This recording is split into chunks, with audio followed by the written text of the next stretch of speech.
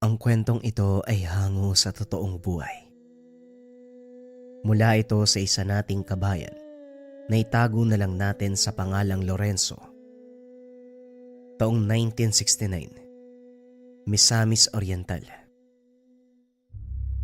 Isa si Lorenzo na nangarap na magkapamilya, magkaroon ng asawa at mga anak. Kaso nga lang matapos ilabas ang panganay, hindi na naisip na sundan sa kadahilanang natatakot na maulit ang kondisyon na kung tawagin ng komadrona ay kambal ahas. Ipinanganak ang bata na may nakapalupot na maliit na ahas sa kanang kamay. Dalawa ang mga ito. Ayon sa komadrona, hindi ito karamdaman. Sadyang kapalaran lang ng bata. Si Cecilia ang asawa. Matagal bago natanggap. Hindi naman dumidikit sa lahat ng oras ang dalawang ahas. Humihiwalay pero hindi lumalayo. Minsan lumalambitin sa kortina, sa mga gamit, kung saan matatanaw ang sanggol.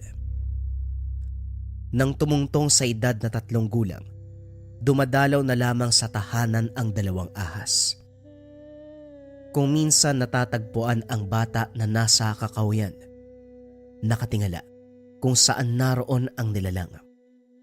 Wala pa ring pinagbago, kulay puti ang kulay ng ahas.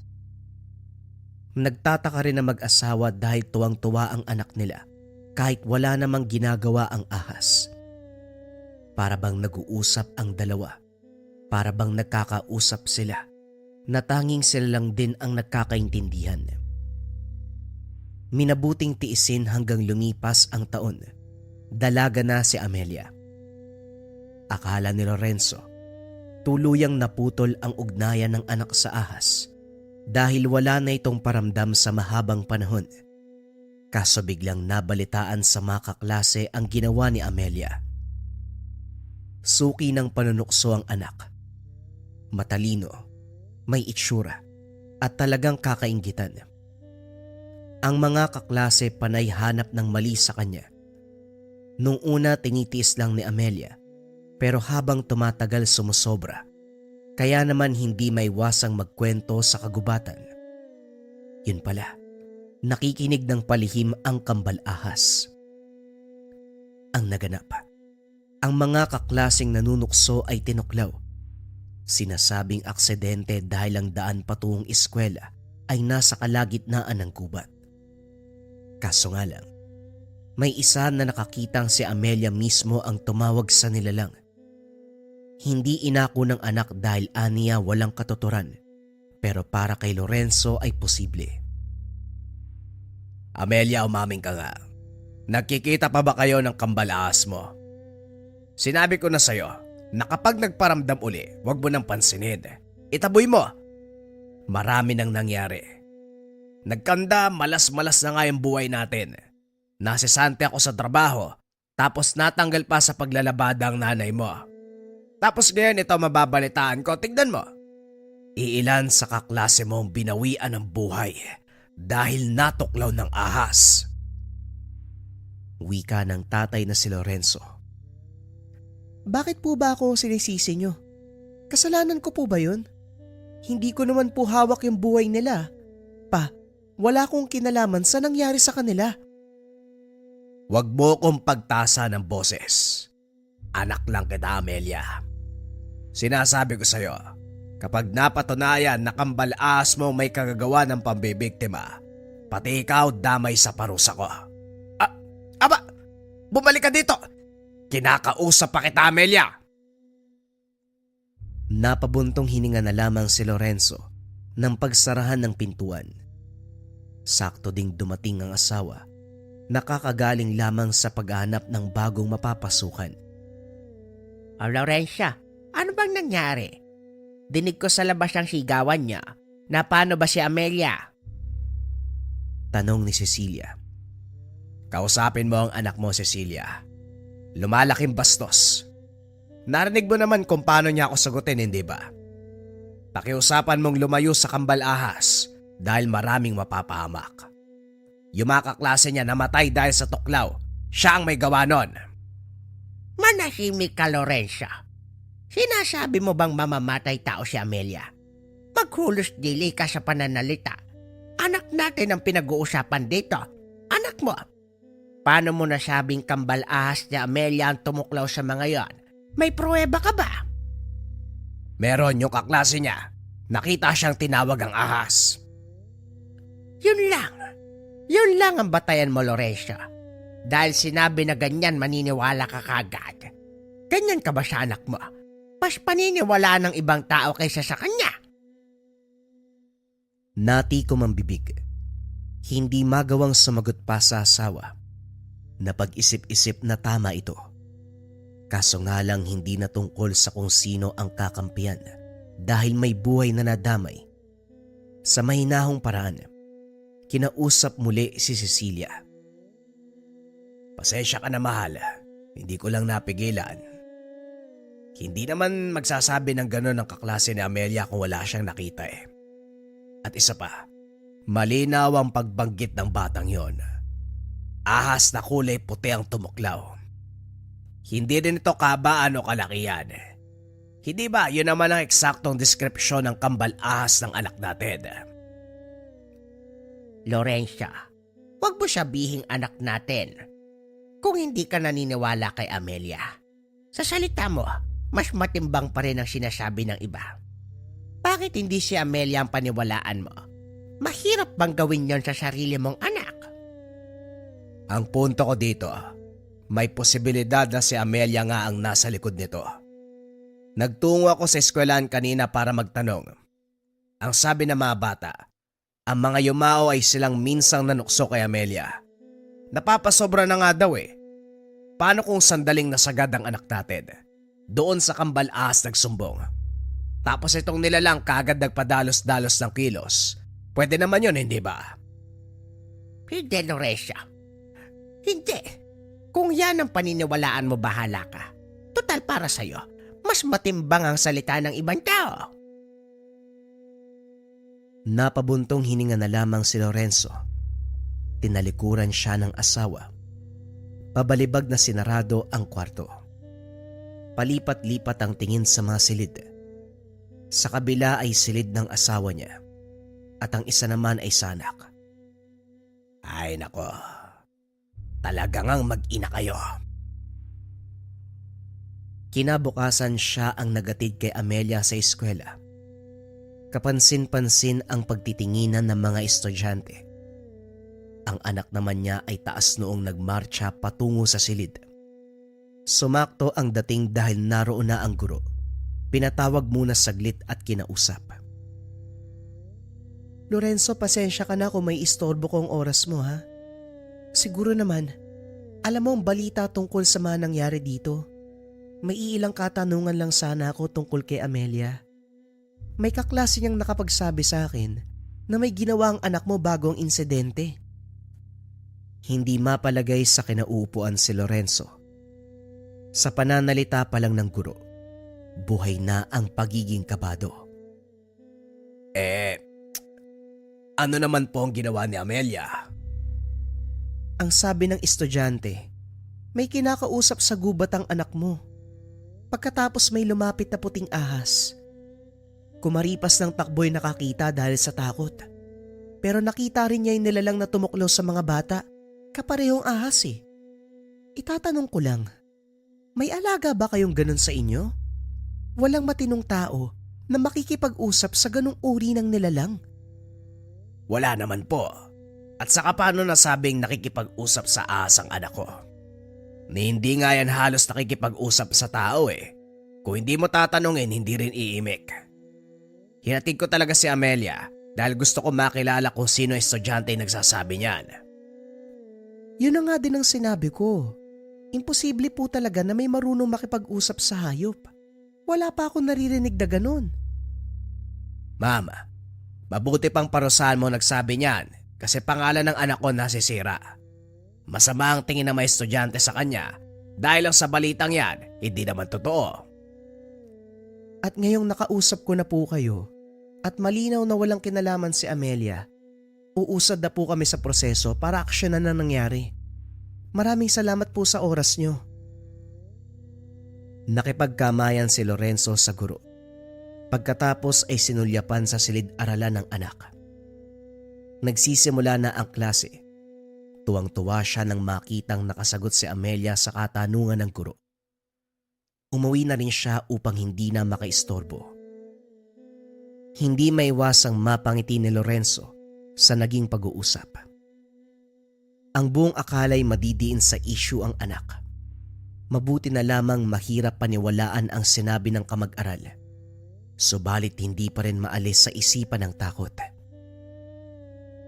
Upang makumpirma nagtungo sa kakawyan. Sinubukang hanapin ang kambal ahas. Naging maingat din na walang makakakita. Baka siya naman ang pag-usapan. Sinuyod ang buong gubat. Kahit ang kasulok-sulukan. Kaso nga lang walang nagpakita. Tumigil na rin siya dahil napagod. Pagdating sa tahanan, naabutan ang asawa na nakaabang sa pintuan. Sinalubong pa siya. Bakit ngayon ka lang dumating? May bisita tayo. Kunot noong sumunod si Lorenzo sa asawa. Ganon na lamang ang pagkagulat nang makita ang kambal ahas ng anak. Gumagapang pa ito sa higaan. Kailan pa yan dumating dito? Bakit ganyang kalaki? Tanong ni Lorenzo habang tinititigan ang nilalang. Naglalaba lang ako sa likod. Pagpasok ko, nariyan na siya. Hindi ko alam kung kailan o paanong nakapasok. Anong gagawin natin? Kumuha ng kawayan si Lorenzo para ituro sa ahas. Sinubukang itaboy sa labas ng bintana. Kaso nga lang hindi umalis. Hindi nagtagal ay nagwala. Winawasak ang mga gamit. Nataranta ang mag-asawa. Hindi na alam ang gagawin. Kalaunan huminto at makalipas ng ilang sandali ay dumating si Amelia. Lalong nangamba ang mag-asawa nang dali-daling pumulupot ang dalawang ahas sa kanya. Maging ito ay nasasaktan, nagpupumiglas. Kaso lang, sa lakas ng nilalang ay walang nagawa. Mabuti na lang at hindi tinuluyan, parang pinatikim lang si Amelia. Makikita rin sa mga mata ng ahas ang galit. Yun lang ang ginawa. Dahan-dahang gumapang palis.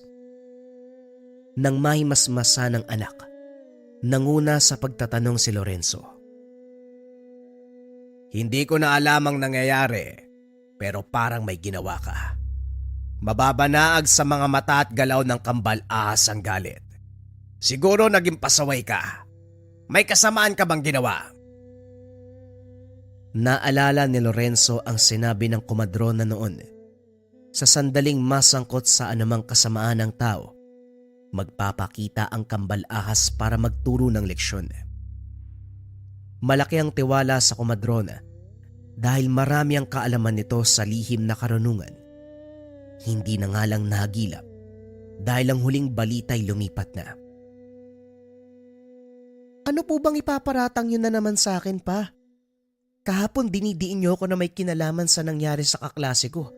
Tapos ngayon, halos patayin na nga ako ng kambal ahas. Ako pa rin ang sinisisi niyo. Umaming ka na lang kasi. Hindi ka naman namin papabayaan ng mama mo. Kung may pinagdadaanan ka, sabihin mo sa amin. Ipaalam mo, magtulungan tayo. Wala nga ho. Pag-aaral lang ang inaatupag ko, wala nang iba. Lorenzo, tama na nga yan. Bakit ba parang personal ang galit mo sa anak natin? Ikaw ang umamin. Ano ba nangyayari sa'yo? Pinagdidiskitan mo si Amelia. Kaya hindi natututo ang batang yan dahil kinakampihan mo. Mahal, gusto ko lang naman sabihan niya tayo kung merong problema para alam natin kung paano siya tutulungan. Lumalala ang sitwasyon. Yung usapin sa paaralan, hindi tayo sigurado kung tapos na. Eto namang kambal ahas dumadagdag pa. Nakita mo naman yung ginawa oh. Kamunti ka ng patayin si Amelia.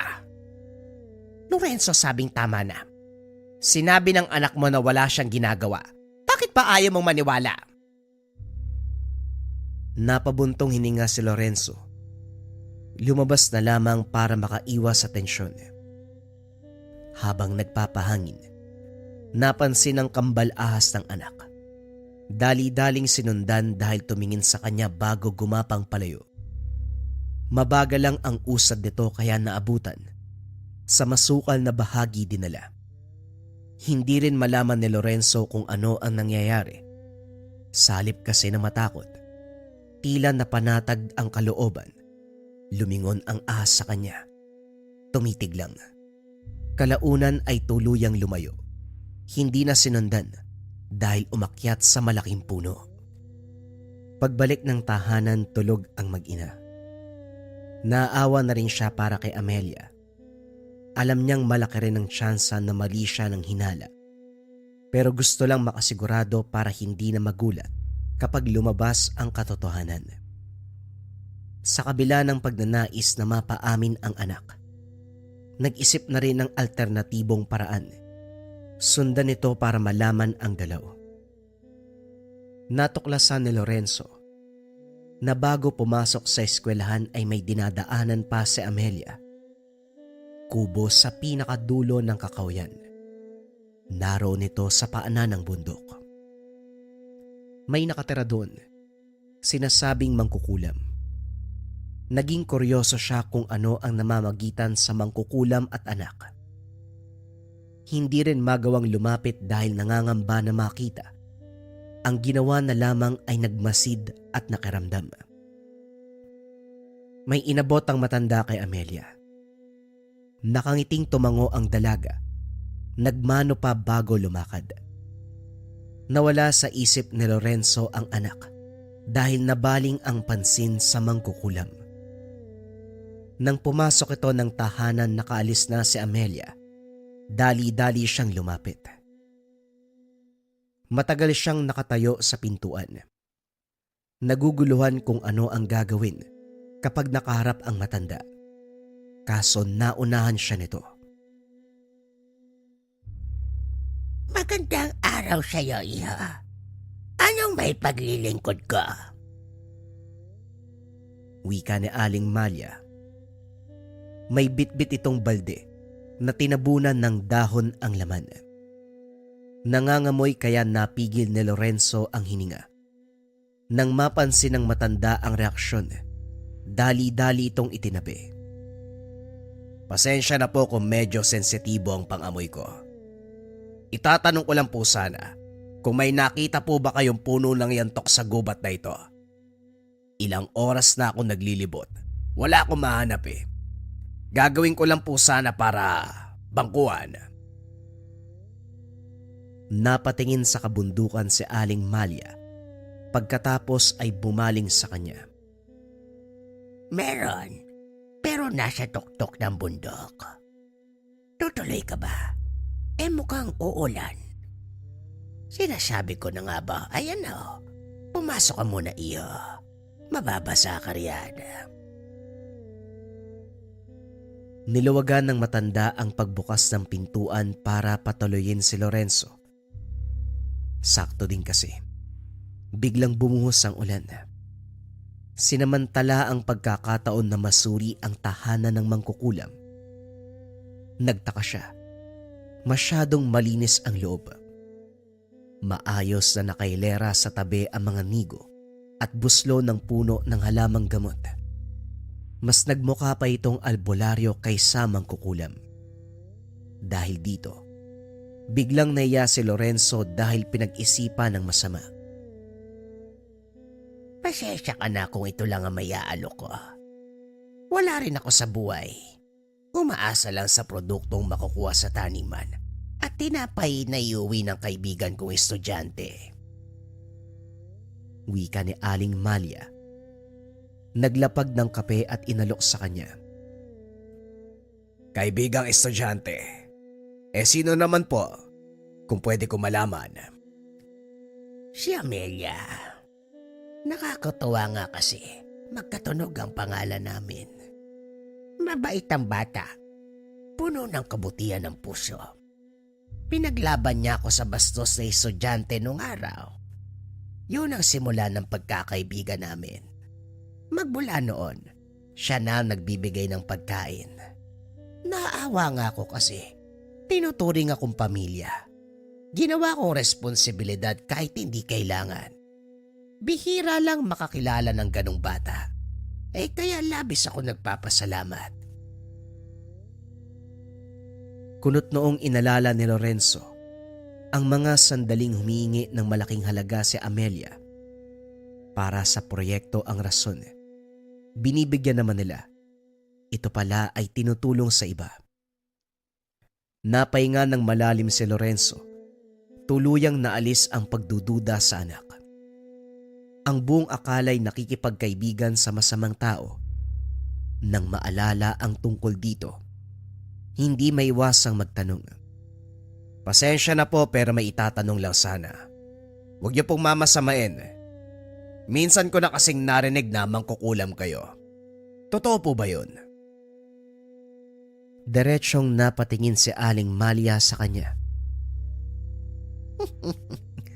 Hindi mo mapipigilan ng mga tao kung yan ang tingin sa matandang nag-iisa sa lugar. Kagad naintindihan ni Lorenzo ang ibig sabihin. Humaba ang usapan. Unti-unti ring nakilala ang matanda. Palihim na humingi ng tawad dahil sa masamang naisip. Sa pagtila ng ulan, nagpaalam na at umuwi. Pagdating ni Amelia bandang hapon, nagulantang ang mag-asawa dahil duguan ang uniforme. Magulo ang buhok, madungis ang muka, punit ang damit. Kagad lumapit si Cecilia para ito ang unang kumausap. Napag-alamang napaaway sa daan. Pinagtulungan ng mga naniniwala na siya ang may kasalanan kung bakit natuklaw ang ibang kaklase. Nang marinig ni Lorenzo, nagbitbit ng itak at saka binaybayang daan. Swerte namang naabutan ang mga estudyanteng gumulpe sa anak. Nasindak ang mga ito at kumaripas ng takbo. Kaso nga lang may isang masama ang titig. Isang lalaki na hindi nalalayo ang edad kay Amelia. Hindi nakasuot ng uniforme, kung kaya't hindi matukoy kung pumapasok ba sa parehong eskwelahan. Kilala po kita, Manong. Ikaw ang tatay ng babaeng nagngangalang Amelia. Nakita kitang hinatid siya sa eskwela. Mabuti na rin na nagkaharap tayo ngayon para malaman mo kung gaano kasama ang anak mo. Wika ng binata na nagngangalang Marlon. Isa ka ba sa mga gumulpe sa anak ko? Hindi ka ba natatakot na baka tagayin kita? Bakit naman ako matatakot kung wala ako masamang ginagawa? Ikaw pa nga po yung dapat matakot dahil may ginawa ang anak mo. Si Amelia, totoo na siya ang tumawag ng ahas para tuklawin ang mga estudyanteng nang aasar at nang gugulo sa kanya. Huwag mo akong lilangin, bata. Hindi mo ako madadaan sa ganyan. Ganun po ba? Hindi na rin ako magtataka dahil nakausap mo na ang mangkukulam.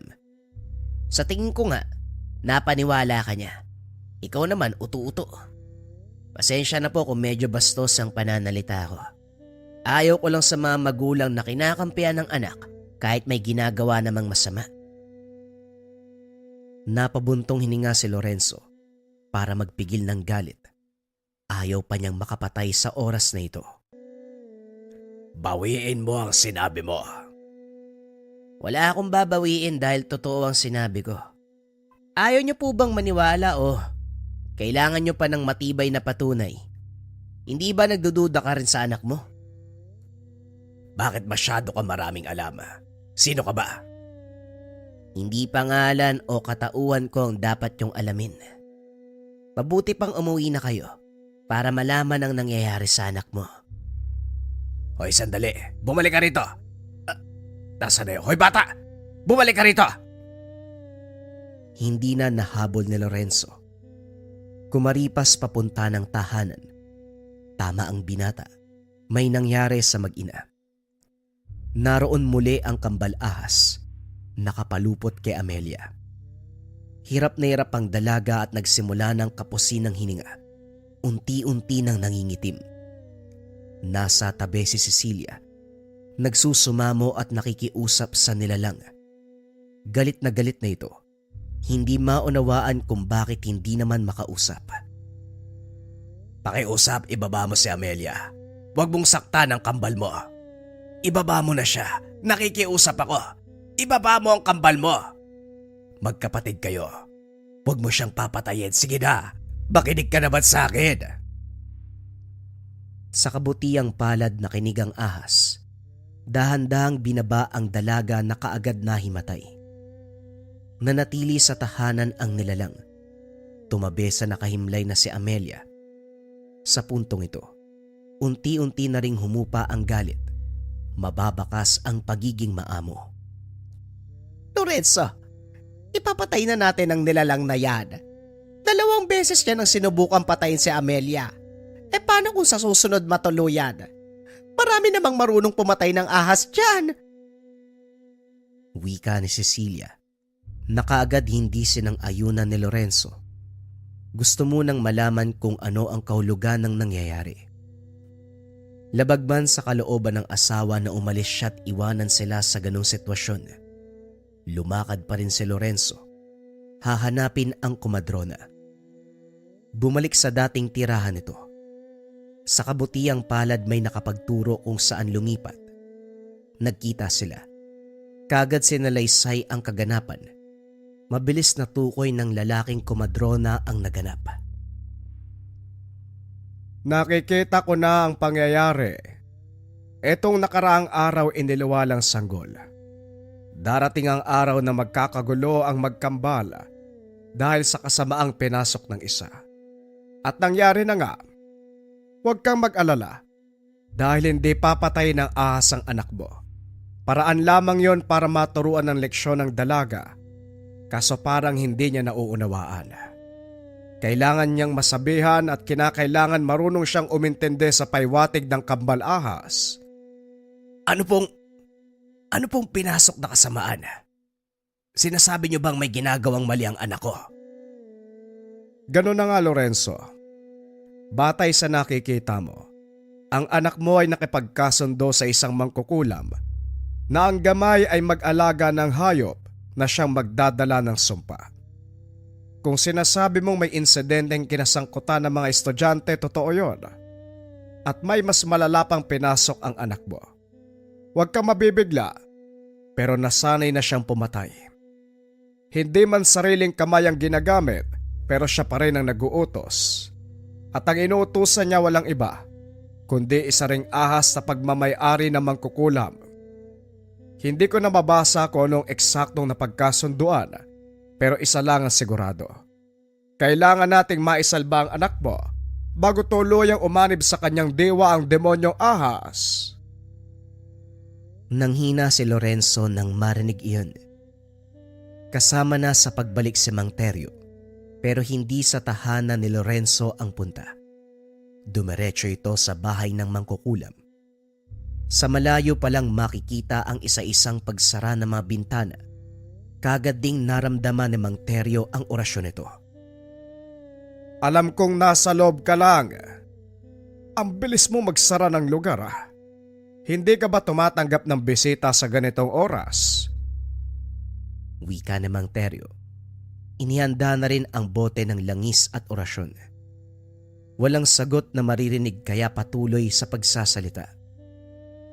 Taasan mo pa ang bakod para hindi ko madaling mawasak. Walang yaka.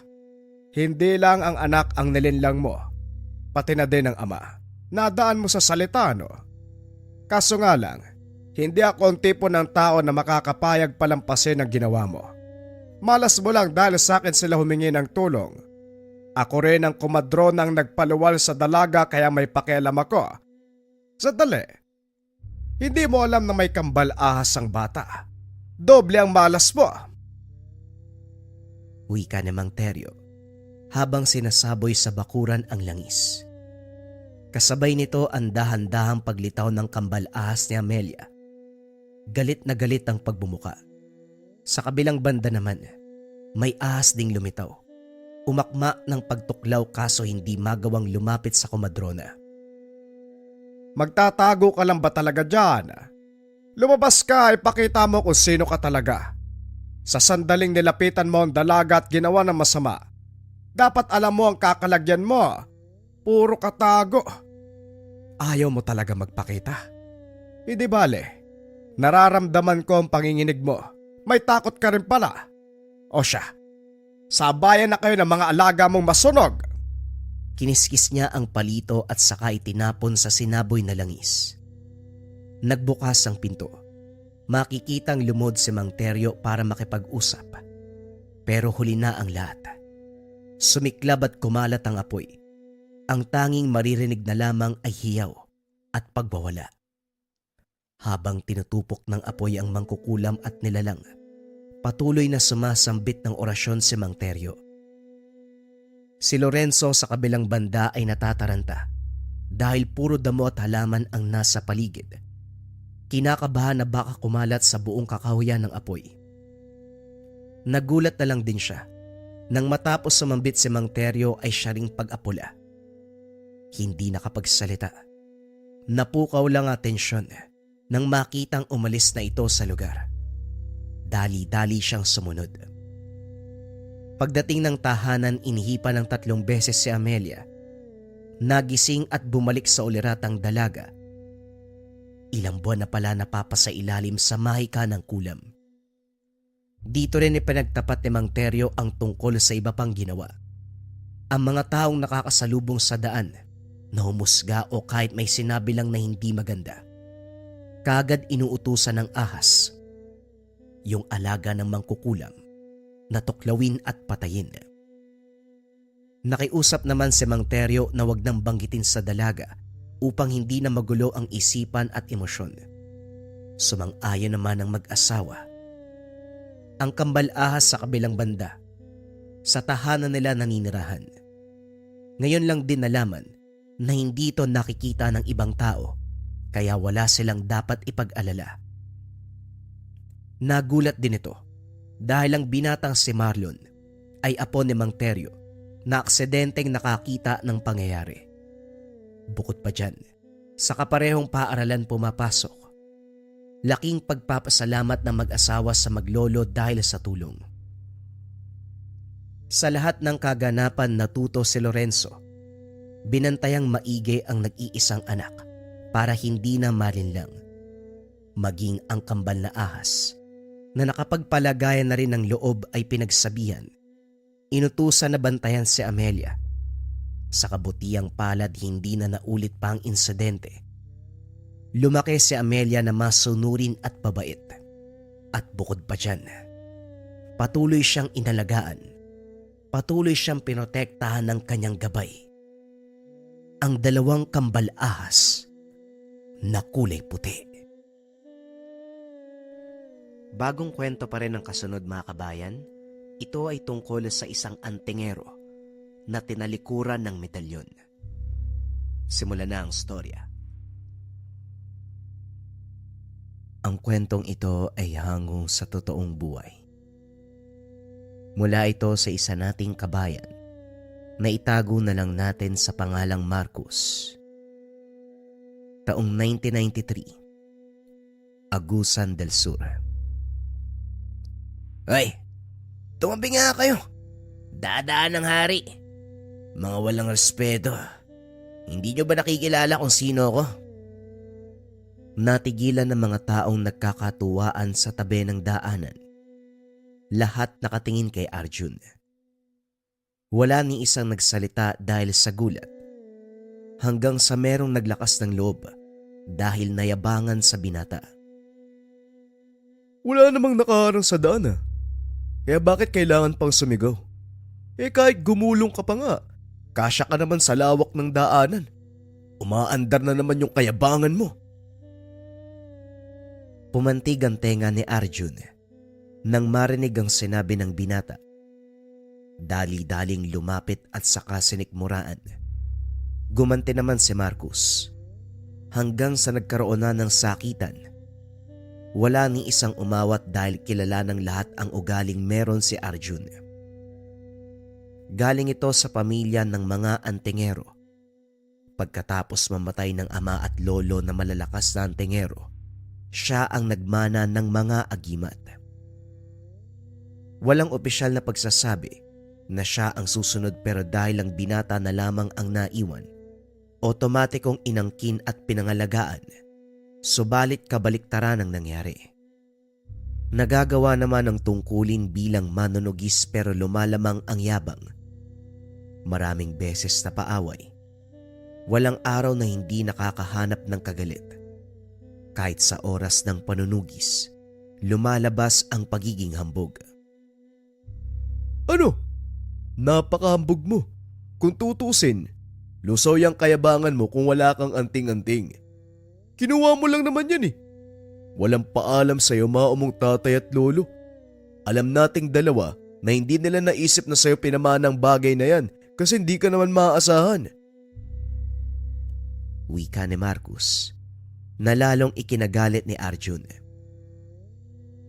Nagpatuloy ang pisikalang laban. Parehong duguan.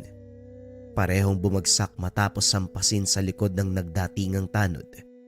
Inakay pa uwi ang mga ito. Nang mahimasmasan si Arjun, sumagi sa isip ang sinabi ni Marcus. Sa kabilang banda, tama ito. Hindi kailanman binanggit ng yumaong ama at lolo na siya ang susunod na magmamana ng medalyon. Palagi siyang pinagsasabihan na hindi maaasahan. Walang mapapatunayan dahil pakikipagbasag ulo ang inaatupag. Hindi niya rin taglay ang pagkatao at puso ng isang manunugis. Isa ito sa dinaramdam, pero pinangako sa sarili na mapapatunayang karapat-dapat magmana ng medalyon. Maalam ang binata sa pisikalang laban. May natutunang orasyon mula sa pakikinig at panonood. Ngayon na nasa kanya ang anting-anting, pinatunayan namang may ibubuga kapag kaharap ang kalaban. Hindi may kakaila ang bilang ng napuksa. May naniniwala sa kakayahan ng binata dahil may iilang dumarayo para humingi ng tulong. Kaso nga lang ang ugaling meron siya. Hindi kayang pakisamahan ng mga ito. Masyadong mayabang. Hindi lang salita maging sa kilos. May nakakasabay, pero nakikiayon lamang para matapos na ang sadya. Makita lang kita uli, Marcus, papatayin talaga kita. Kung hindi lang nangyayamang mga pesteng tanod, malamang tapos ka na eh. Hayaan mo sa susunod, hinding-hindi na kita bubuhayin. Wika ni Arjun. Sa kalagitnaan ng paggamot ng mga sugat. Pagkatapos ay lumabas siya para magpahangin. Malalim na ang gabi pero maliwanag ang buwan. Kahit gaano kasukal ay maaaninag ang mga bagay-bagay habang humihigop ng kape. Napatingin sa direksyong pinagmumula ng kaluskos. Unang tingin pa lang kilala na kung ano ang anino. Dali-daling humugot ng patalim si Arjun at saka naglakad palapit. Oh, huwag ka nang magtago, nakita na kita. Lumabas ka na para mapatay na kita. Walang iyakan kung ano magiging katapusan mo. Pumunta ka sa lugar na ito kaya alam mo mangyayari. Wala pang aswang na nakaligtas sa akin. Idadagdag kita sa listahan ko. Umangi lang nilalang. Nagkukubli pa ito sa mayayabong na alaman. Matyaga namang dagantay ang binata pero laking gulat nang bigla na lang naramdaman ng kalmot sa braso. Hinabol ng taga ang nilalang. Natamaan pero hindi sapat para mapuksa. Maya-maya pa, nag-anyong tawang aswang para magsalita. Masyado kang hambog, Antingero. Sa sitwasyon mo ngayon, parang nagdadalawang isip ka din. Kapag may tangan, dapat nakikita sa iyo ang bisa nito. Madali kang magkasugat. Madali kang saktan. Hindi kaya walang tiwala sa iyo mga medalyon. Dala-dalawa pa ang suot mo. Hindi ka naman kayang ipagtanggol. Masyado ka namang naniniwala sa nakikita mo. Nasusugatan ako dahil tao pa rin. Pero wala lang sa akin to, mababaw lang yan. Nasa balat, Hindi umabot sa kaloob-looban. Ikaw grabe yung pinsala mo. Naabutan ka ng taga. Hindi ka ba nangangamba na sa susunod kong atake siguradong mamamatay ka? Huwag puro salita, Bubuit. Alam mo sa sarili mo na hindi mo ko kaya.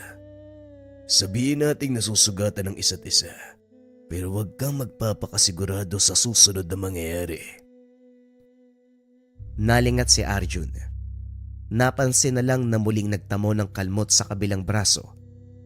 Napaluhod matapos masugatan din sa hita.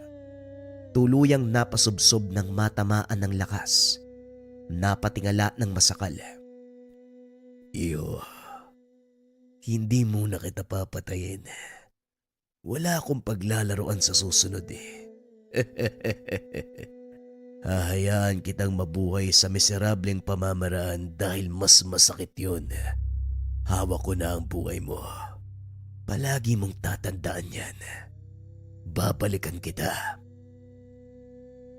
Napadaing si Arjun ng kalmutin sa leg. Mababaw pero tumalsik ang dugo. Dali-daling umuwi ang binata nang maglaho ang aswang.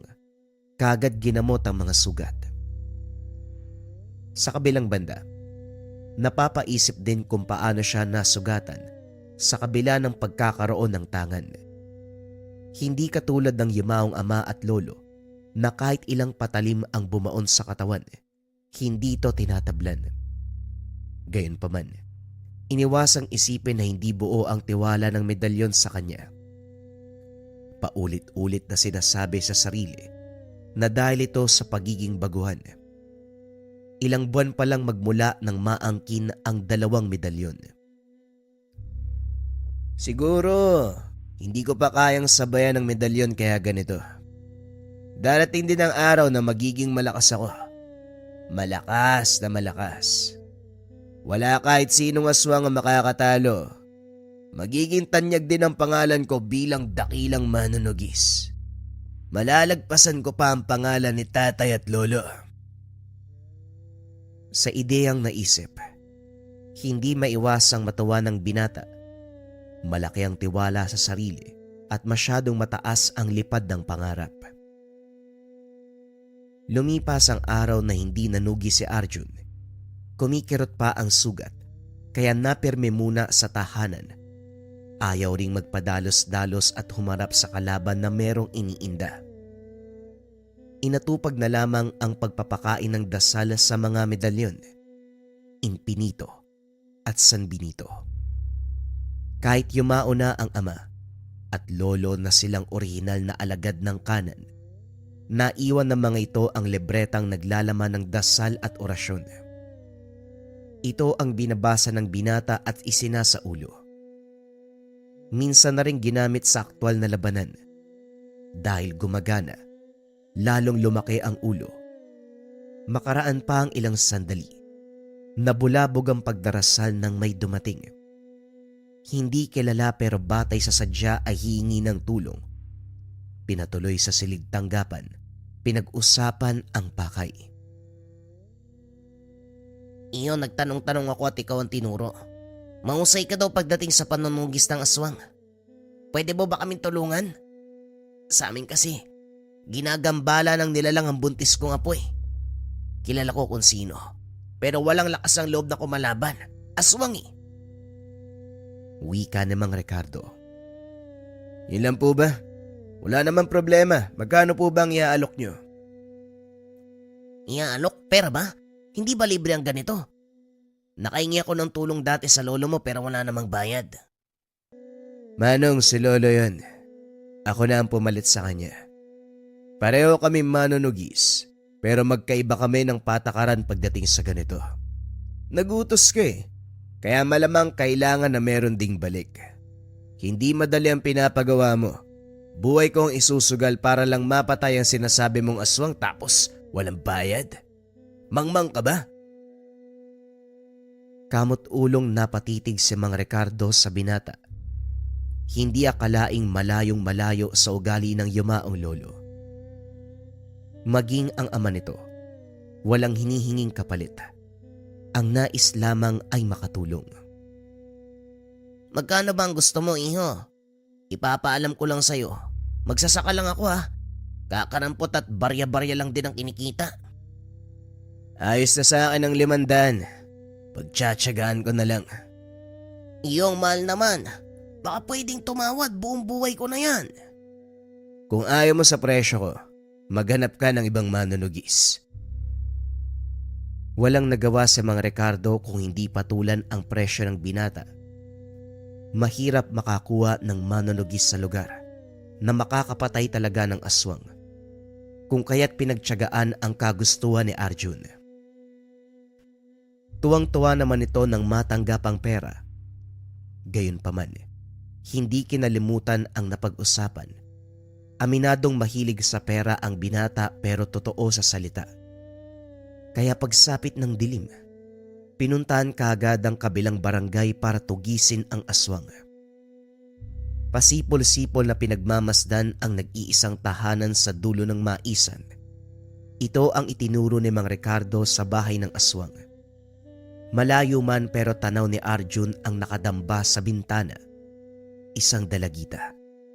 Hindi maperme ang tangan. Panay sa pagbibigay ng senyales. Alam na ni Arjun na may hinahanap itong banta. Panay ang silip. Sinusuri ng tingin ang madilim na paligid. Dahil hindi makita nagsara ng bintana at pintuan. Hindi muna sumugod si Arjun. Pinalipas ang mga oras. Inantay na lumabas ang aswang. Hindi nabigo. Nakita nitong nagmamadaling naglakad patungo sa kung saan. Sinundan at nasaksihan ang pagpalit ng anyo. Tao pa itong tumatakbo, pero makaraan ng ilang sandali ay naging halimaw. Hinugot ni Arjun ang patalim nang makarating sa tahanan kung saan punterya ng nilalang.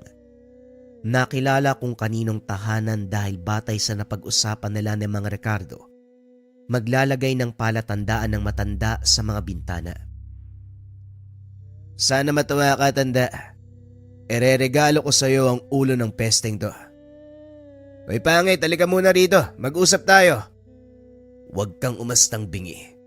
Alam kong naririnig mo ko. Ikaw nga, aswang. Ang kulit ng animal na to, halika dito. Agaw atensyon ni Arjun sa aswang.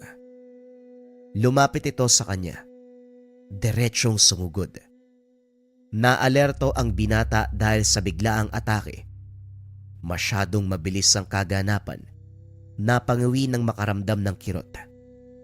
Pagtingin sa tagiliran, nagtamo ng sugat. Sa galit gumanti ang binata. Sinalubong ng taga ang aswang pero walang tinamaan. Sumugod ng sumugod kaso nga lang para siyang pinaglalaroan. Siya lang ang nasasaktan sa ginagawa. Tumigil sandali at saka hinarap ang nilalang. Mahusay ka, pero huwag kang magpakampante dahil hindi kita uurungan. Nabayaran na ako dito kaya kailangan kitang mapatay. Naglabasan ang mga ugat sa leeg sa pagpipigil ng pagsigaw. Sasabog na sa galit ang binata, pero minabuting kimkimin dahil mabubulabog ang kalapit na tahanan. Kapag may ibang makikisawsaw, hindi lang siya papalya, makakatakas ang kalaban. Muling umatake ang aswang. Sa puntong ito nakatsyempo si Arjun. Tinaga sa balikat. Nagsunod-sunod ang paghagupit ng patalim. Nakabuelong mabuti hanggang tuluyang nalupig ang halimaw. Humandusay itong naghihingalo, nangingisay. Hindi pinatagal ang paghihirap, pinugutan ng ulo. Sa kalokohan ng binata, binalot ng dahon ng pugot na ulo, isinilid sa sako at saka itinali sa silong ng tahanan ni Mang Ricardo. Tanda, tapos na ang trabaho ko. Nasa silong ang sukli. Tuwang-tuwa itong umuwi, pero kinabukasan sinugod ni Mang Ricardo. Siraulo kang bata ka. Mabuti na lang nagising ako na madaling araw. Nangangamoy ang silong kaya tinignan ko. Buisit, bakit mo nilagay ang pugot na ulo ng aswang? Ipapahamak mo ba ako? Gusto mo yatang pag-usapan ako ng mga tao ang usapan natin patayin mo ang nilalang. Hindi kasali ang pag-uwi ng ulaw. Nagagalit ka pa dyan. Pasalamat ka na lang binigyan kita ng ebidensya. Nagdradrama ka pa. Muwi ka na. Masakit ang ulo ko kakapuksa ng aswang ha. Ayoko makipag-usap sa kahit na sino. Umalis ka. Baka kunin ko rin yung ulo mo. Tinulak ng binata ang matanda palabas. Nahulog pa ito sa hagdan, pero tinawanan lang niya. Si Marcos na nakakita ay hindi maiwasang sumigaw. Uy Arjun, sira ulo ka talaga. Pati matanda hindi mo na ginalang. Nahulog na nga yung tao, pinagtatawanan mo pa. Ganyan ka ba talaga kawalang hiya? Hoy Marcos, itiko mo yung bibig mo kung ayaw mong tayiin ko yan. Magsama kayo mga buwisit. Ang aga-aga ng gugulo. Pabalibag na pinagsarahan ng pintuan. Dumiretso ng kwarto at bumalik na sa pagkakatulog. Hayaan nyo na lang po yung taong yun. Lumaki ang ulo dahil may tangan. Ewan ko na lang kung ano mangyayari kapag tinalikuran niya ng tangan niya. Malayo ang ugali ng binatang yan sa lolo at ama. Mabubuting tao si namang Ernesto at Arnolfo. Pero ang naiwang anak sakit sa ulo. Salamat sa tulong mo, iho. Mauna na ako. Tinitigan ni Marcos ang tahanan ni Arjun. Malaki ang respeto ng binata sa yumaong si Mang Ernesto, lolo nito, at kay Mang Arnolfo, ang ama. Minsan na siyang nakatanggap ng tulong mula sa mga ito nang walang hinihinging kapalit. Sila ang tipo ng tao na handang magbuwis ng buhay para maisalba lamang ang iba. Subalit ang anak at apo na naiwan ay kabaliktaran. Puno ng kayabangan. Sinasamantala ang kahinaan ng taong humihingi ng saklolo. Pagsapit ng hapon, gumala sa sentro ng sityo si Arjun. Nagkasiyahan ng mga tao. Merong nagbabasketball, mga batang naglalaro, at iilang lasing na nagsusugal. Matiwasay ang lahat pero nagbago nang dumating ang binata. Kanya-kanya sa pagtalikod. Pinapakitang ayaw ang presensya nito. Hoy! Ang aangas nyo naman. Dumating lang ako, nagsitigil na kayo. Ano bang problema nyo ha? Kunelyohan ni Arjun ang binatang akmang tatalikod sa kanya. Yumuko lang ito. Natatakot tumingin. Nagsiiwas ang iba. Dahan-dahan nang umuwi ang karamihan. Arjun, nagsisimula ka na naman. Natatakot na ang bata kaya pakawalan mo siya. Nabaling ang pansin ni Arjun nang magsalita si Marcos. Kakarating lang nito mula sa paunguhan ng dayami. Ibinagsak sa tabi ang pasan na sako at saka hinarap siya. Bibida ka na naman ba, Marcos? Huwag mo akong yabangan dahil alam mong wala kang laban sa akin. Wika ni Arjun. Sinampal-sampal sa pisngi ang binata. Nagbuntong hininga si Marcos. Sinalubong ng tingin si Arjun. Kaya hindi ka gaanong sinasabayan ng tangan dahil sa ugaling meron ka. Napakayabang. Napakahambog. Pati buhay ng mga inosente sinisindak mo. Wala ka namang binatbat kung hindi dahil sa lolo at tatay mo. Nasagad si Arjun. Muli na namang nagrambulan ang dalawa. Tumingin lamang ang taong nakapaligid. Walang nangahas na umawat dahil takot na madamay.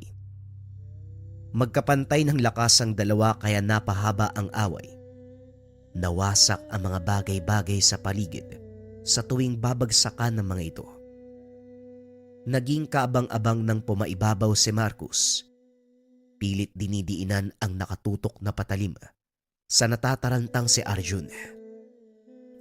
Sige lang, kahit itagos mo pa sa katawan kong itak na yan, hindi ako mamamatay. 2 ang medalyon ko, kaya akong isalba ng paulit-ulit. Huwag ka na magsalita kung nag-aalangan ka. Ngayon pa lang nanginginig ka na. Pwede ko lang ituloy to. Makikita sa mga mata ni Arjun ang takot.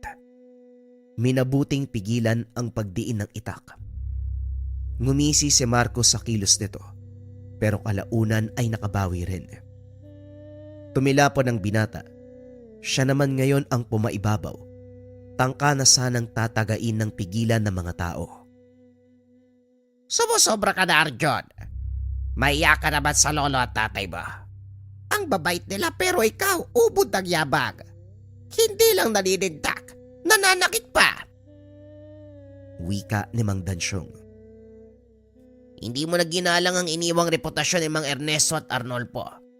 Dinungisan mo ang magandang pangalan nila. Bakit hindi ka umayos? Sundan mo ang yapak ng lolo't ama mo. Mabubuting tao. Dahil dyan sa kayabangan mo ang daming napeperwisyo. Si Marcos na nga lang nagtatanggol sa amin laban sa iyo. Sinubukan mo pang patayin. Wika ni Mang Rito. Talagang nagkakampiyan pa kayo ha? Hoy! Kahit magsanib puwersa pa kayong lahat, hindi nyo ko kakayanin. 2 tangan ko! Pagmamayabang ni Arjun. Hinubad ang kwintas. Binalandra sa mukha ng lahat ang mga medalyon. Hindi pinansin ng binata. Kanya-kanya sa pag-alis ang lahat. Maging si Marcos ay inalalayan ni Mang Rito at Mang Dansyong.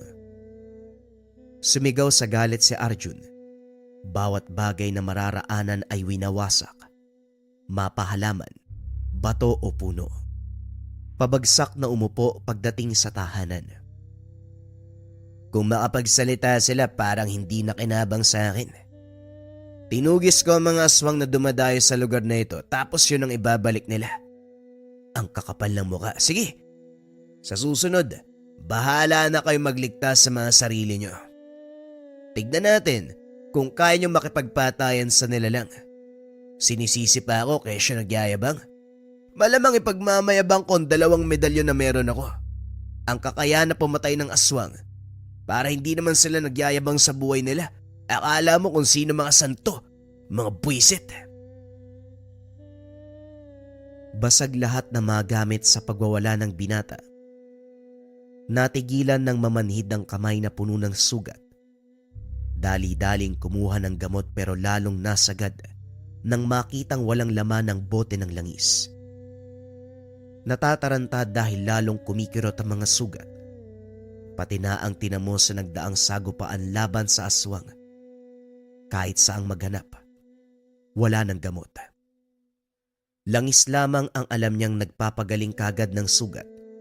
Ito rin ang orihinal na gawa ng yumaong lolo. Hinanap kung meron bang nakalistang sangkap at proseso sa paggawa. Pero wala.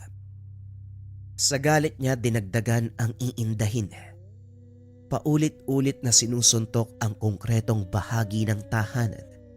Dahilan para lalong mamaga ang magkabilang kamao. Saka lang tumigil nang maramdaman ang pagkabali ng daliri. Napaupong dumadaing sa sulok. Hindi matandaan ng binata kung gaano kahaba na ang pag-idlip. Nagising na lamang na sinisinaga ng araw ang muka. Kagad napaaray nang maramdaman ang pananakit ng mga kamay. Lalo na ng mga sugat. Hindi gaanong maigalaw ang katawan dahil sa kirot. Hindi nagtagal may kumatok. Hingi ng tulong para sa pambibiktima ng aswang. Nagulat ito nang makita siya sa ganong sitwasyon. Oh, akala ko mahusay ang taong binili na ng medalyon ni Arnolfo at Ernesto. Bakit para naghihingalo na to? Wika ni Mang Eduardo. Komportabling nakadekwatro sa harapan ni Arjun. Sino ka naman? Gusto ko lang sabihin na hindi ako tumatanggap ng bisita ngayon. Umalis ka na. Eto naman mainitin ang ulo, sayang. Nag-ipon pa naman ako ng malaking halaga para ipambayad sa'yo. May papahuli akong aswang. Yung halimaw na dumali sa lahat ng alaga kong baboy. Pati pamilya ko dinamay ng pesteng yun eh. Sa sitwasyon mo ngayon parang hindi mo na kaya. Maghahanap na lang siguro ako ng iba. Tumayo si Mang Eduardo. Akmang aalis ng tawagin ni Arjun. Huwag mong maliitin ang kakayahan ko, Manong. Magkano ba ang ibabayad mo? Kaya ko naman kahit anong hamon pa yan. Talaga lang Masyado kang bilib sa sarili mo. Sigurado ka bang kaya mo? Ayoko ng palpak. Gusto ko yung maaasahan at magagawa ka agad ang trabaho. Hindi mo ba nakikita yung tangan ko dalawa-dalawa Baka hindi ka marunong magbilang. Malakas at walang palya sa pagpuksa ng aswang. Ilang halimaw ba ang papatugis mo? Sandali. Oo nga pala, magkano ba ibabayad mo? 1,000 para sa isang aswang. Kailangan mamayang gabi madala mo ang ulo niya. Kung hindi, baka ulo mo ang mawala. Manong, kilalanin mo kung sinong tinatakot mo. Wag ako. Akin ang 1,000. Dadaling kong ulo ng aswang sa'yo mamayang gabi. Taga saan ka ba? Saan makikita yung nilalang na sinasabi mo? Ngumiti si Mang Eduardo. Hindi akalain na mas mayabang sa personalang binata kumpara sa naririnig mula sa mga kwento. Siguraduhin mo lang na magagawa mo ang trabaho. Seryoso ko sa sinasabi ko na ulo mong mapupugot kapag nabigo ka. Nagkakaintindihan ba tayo? Inabot ng matanda ang pera. Kagad namang inagaw ni Arjun ang supot ng barya. Ngumingiti habang pinapasadahan ng tingin. Umiiling na umalis si Mang Eduardo. Kagad ding natigilan nang makita ang pamangkin na si Marcos. Katulad ng inaasahan, binato ng mga tanong. Tiyo, ano po bang ginawa mo sa tahanan ng mayabang na yun? Wala ka nang pakialam doon, Marcos. Mabuti pang umalis ka na bago pa merong makakita sa atin. Malaman pa magkaanak tayo. Alam kong ayaw mong malaman nila na magkadugo tayo dahil sa kung sino ka, pero babalaan po kita. Ano man ang balak mo sa lalaking yun, huwag mo nang ituloy. Mapapahamak ka lang, tiyo. Walang habas ang kayabangan ni Arjun. Kung mangaral, parang mas matanda ka pa sa akin, Oda. Alam ko. May gusto lang ako ipagawa sa batang yon. Huwag kang mag-alala dahil mag-iingat ako. Eto pala pambili ng kailangan. Sige na, alis na ako.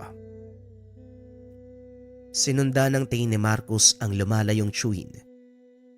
Nabaling sa supot ng barya ang pansin. Nang hindi na matanaw, napaisip ang binata kung ano ang sadya nito sa tahanan ni Arjun. Magkadugo sila. Pero hindi mabasa ang galaw ni Mang Eduardo. At isa pa, hindi magkasama sa bubong kaya walang ideya. Sumapit ang gabi. Pinilit ni Arjun na kondisyon ng sarili dahil may laban ang haharapin.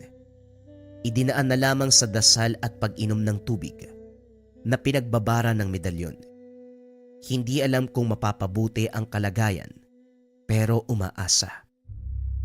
Pinunta ng lugar na itinuro ni Mang Eduardo. Masukal ang gubat. Ingay ng kuliglig at kaluskos ng dahon ng maririnig. Nagkubli si Arjun. Inaantay ang oras na daraan ang sinasabing aswang. Matyagang nag-abang ang binata pero sa paglipas ng oras, unti-unting nabagot. Masyadong payapa at para sa kanya walang sino man ang dadaan sa lugar. Sinubukang habaan ng pasensya pero napamura na lamang dahil tila pinaglalaroan ni Mang Eduardo. Sira ulo yata yung matandang yun. Kanina pa ako nandito pero wala namang aswang. Teka, kung niloloko ko nun, hindi siya magbabayad ng malaking halaga. Ewan, kapag wala pa mamaya, uuwi na ako. Pinalipas ni Arjun ng oras. Sa puntong aalis na sana, biglang nakaamoy ng samyo. Kagad hinanap ng paningin ang pinagmumulan. Hindi nagtagal nakita rin ang aswang. Anyong tao pa rin ito. Isang matandang kuba na marahang naglakad sa kalayuan. Kumilos si Arjun. Maingat na humakbang papalapit. Naguluhan din ang binata dahil bigla-biglang nawawala ang init ng tangan. Para bang bumbilya ng malapit ng mapundi. Gayunpaman, sa kagustuhan na matapos kagad ang pagpuksa, Dere-derechong sinundan ng nilalang. Habang tumatagal, unti-unting nag-anyong aswang ang matandang kuba. Lilipad na sana, kaso inagaw ni Arjun ang atensyon. Wala sa itaas ang kalaban mo, kaya hindi na kailangan pang lumipad.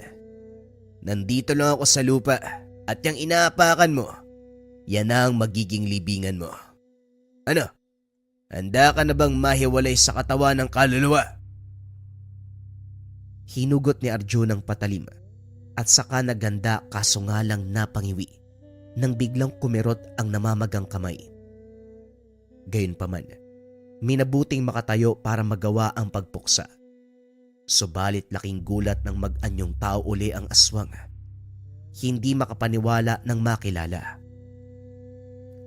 Mang Eduardo, sandali. Yan din yung itsura ng aswang na umatake sa akin noon. Ikaw yun. Aswang ka. Anong kailangan mo sa akin? Kalma lang bata. Ikaw naman. Malinaw na sa akin na hindi ka lang mayabang. Mainitin din ang ulo mo. Pero bakit ka ba nagulat? Huwag mo sabihin na hindi mo ako nakilala kahit nung nasa tahanan mo ko. Yang medalyon na pinagmamayabang mo, magbibigay yan ng senyales, hindi ba? Napaisip si Arjun. Walang anuman senyales na binigay ang tangan. Hindi ako nakikipaglokohan kaya umayos ka. Tutal magkaharap na tayo. Humanda ka na sa kamatayan mo. Hindi kita uurungan. Papatayin kita. Nakakatakot ka naman. Nanginginig patelaman ko. Bawas-bawasan mo ang kayabangan dahil yan mismo maglalagay sa'yo sa alanganin. Ngayon nga, ay parang iniwanan ka na ng tangan mo. Tinignan ni Arjun ang mga kwintas. Laking gulat ng magmistulang bato na lamang. Wala nang buhay. Wala nang bisa. Wala nang maaasahan. Gayunpaman, hinarap pa rin si Mang Eduardo. Wala akong pakialam kung gumagana man to o hindi. Magtuos tayo para malaman mong hindi lang sa medalyon ako kumakapit. Nagulat si Mang Eduardo nang itapon ng binata ang mga medalyon. Sumugod ito pero madaling nasalo ang atake. Tinilapon niya ito at hindi na pinatagal pa. Pinatikim ang binata. Sunod-sunod na suntok ang pinakawalan. Kinalmot sa iba't ibang bahagi ng katawan. Kinagat sa balikat. Pinadama ang tunay na takot. Maririnig ang hiyaw ng binata. Kaso kahit anong paghingi ng saklolo, walang darating para iligtas siya. Hindi naman sana ako mangyayalam kung hindi nakakasagad ang ugali mo. Minsan ko nang nakasagupa ang lolo at tatay mo. Sila ang dahilan kung bakit ako nagdusa ng ilang taon. Pero hindi yon pagdurusa lang. Tanda at aral na mali ang ginagawa kong pambibiktima noon. Dahil sa kanila, unti-unti kong naayos ang sarili. Natuto ako. Ginalang ko si Arnolfo at Ernesto kahit hindi nila alam. Kahit magkaiba kami ng landas. Kampon ako ng kaliwa. Sila naman ay alagad ng kanan. Tiningala ko sila dahil sa angking kabutihan. Kaya nung napadaan ako sa sityo ninyo, nakita ko naghahari-harian ka basta naninindak na mga tao. Naisipan kong turuan ka ng leksyon.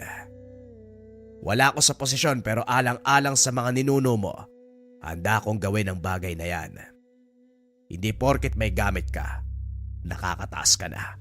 Tignan mo ngayon, tinalikuran ka ng medalyon, hinayaan ka sa bingit ng kamatayan. Huwag ka mag-alala, iuuwi kita sa inyo at hahayaan sa tahanan mo na ikaw mamatay ng payapa. Kinarga ni Mang Eduardo ang naghihingalong binata. Nilapatan ng pansamantalang gamot ang sugat para tumagal ng ilang araw. Naisip ng matanda, napainang pagmukaing nagdurusa kaysa direktang pinatay ng aswang. Habang bilang na lamang ang sandali, natauhan si Arjun. Bumalik sa alaala ang lahat ng payo at turo ng mga yumao, lalong-lalo na ang mga pagkakataon na umaastang nakakataas at hindi paggalang sa mga medalyon. Hindi maiwasang masaktan, kaso nga lang huli na ang lahat. Nagulantang ang lahat nang mabalita ang patay na si Arjun. Nakahinga ang lahat dahil wala nang naninindak at nananamantala. Subalit kabaliktaran kay Marcos. Kahit ganon ang ugali ng binata, nakikita niya ang pagiging tao. Binatang hindi nagabayan ng maayos. Kaso nga lang, patay na si Arjun. Nung una mga kabayan, parang sobrang hirap maniwala patungkol dito sa bisa ng Gabay Medalyon. Etong suot-suot ko. Eto kasing Gabay Medalyon mga kabayan, ang bisa nito ay pampaswerte at gabay sa career, health, love life, and finance. Yung 4 na aspeto ng buhay. Magmula nang dumating sa akin to mga kabayan, tapos palagi ko na siyang suot, mas nag-take ako ng actions. Nandun kasi yung konsepto na dapat naniniwala ka sa gamit mo at ang pinakamabisang paraan ng pagpapatunay na naniniwala ka, mas mag-take ka ng action sa mga bagay na gusto mong ma-achieve or sa mga hinihiling mo. So every day talaga mga kabayan, mas nag-try ako, sinubukan ko yung mga bagay na gusto kong marating at sakto din mga kabayan. Kasabay ng pagdating ng Gabay Medalyon, sunod-sunod na yung projects, sunod-sunod na yung blessings na natatanggap ko, kung saan-saang projects na yung nag-o-offer sa akin, hindi lang sa aspeto ng TikTok shop, maging sa lahat ng channels ko. At syempre, yung pinakamalagang aspeto mga kabayan, baliwala kasi yung dami ng projects mo or dami ng blessings kung hindi ka disiplinado. For me kasi mas doon nakakatulong yung Gabay Medalyon. So sa pang-araw-araw, kung paano mo mas aalagaan yung mga bagay na ibinibigay sa'yo, doon siya pinaka pumapasok eh. Hindi ka napadalos-dalos sa decision making, alam mo yung mga bagay na hindi mo dapat bilhin, alam mo yung mga bagay na dapat mong unahin, alam mo yung mga bagay na dapat patulan at hindi. Doon ko mas nakikita yung bisa sa akin ng Gabay Medalyon. Mas clear yung concept ng mind, mas naaalagaan ko yung mga blessings na dumadating. So bukod sa mga pampaswerte na dumadating sa buhay, ang pinakamahalaga na kayang ibigay ng Gabay Medalyon, yung konsepto ng tamang decision sa araw-araw. Madalas, sa gut feeling, sa panaginip, or parang may mga bumubulong sa isipan mo na mga bagay na pwede mong gawin. Yan yung personal kong storya patungkol sa bisa sa akin ng Gabay Medalyon. Kung sakaling meron ka nito, pwede mo i-comment dyan sa baba kung anong journey nyo ng Gabay Medalyon. Pero kung interesado ka dito, pwede mong i-search yung shop ng Likha Merchandise.